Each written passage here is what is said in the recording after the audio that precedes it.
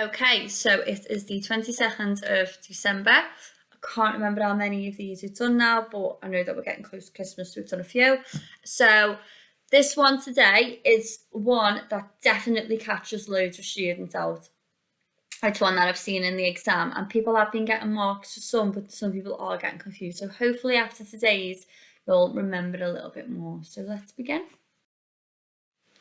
Okay, again, you've got the backstory there, so if you want to pause the screen to read through it before you answer the question, then please feel free, or you can just wait till you answer the question.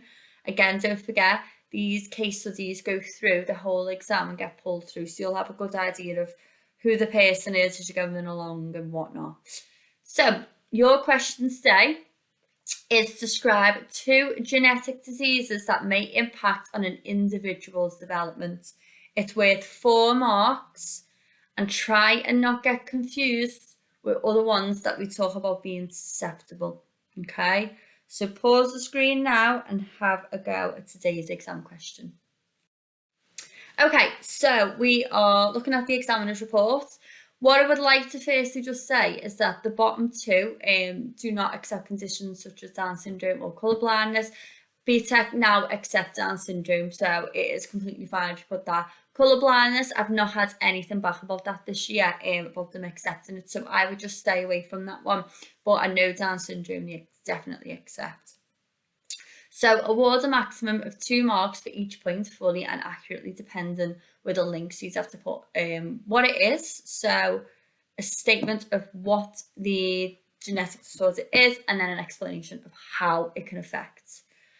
Some people have put some really good answers for this, but again, as I've said, some people get mixed up with the susceptibility ones, such as cancers or diabetes. Now, cancer, you could be specific into a type of cancer, but I'd just be cautious and stay away from them. So these are the ones that you could potentially have.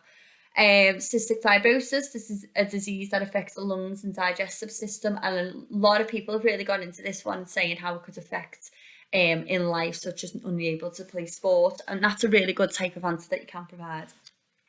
Brittle bone disease may cause frequent fractures. It could limit your social interaction.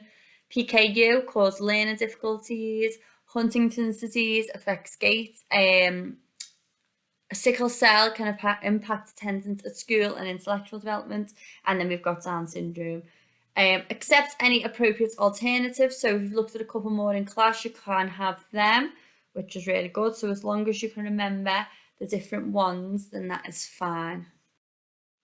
So here are some examples. So as you can see in the top one, this answer only provides one example, so only 2 marks are awarded. So PKU affects a child's learning development as it often causes learning disabilities. Completely correct, 2 marks. Then we've got the bottom one, 4 marks.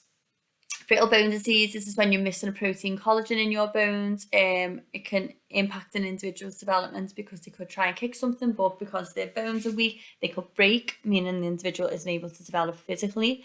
And then cystic fibrosis, this is where your body has trouble breaking up amino acids, therefore causing mucus buildup, which means constant trips to the hospital, missing school and social development. Now that last one is really in depth and you don't need as much. Look at the 2 marks at the top and they've gained 2 compared to, the 4.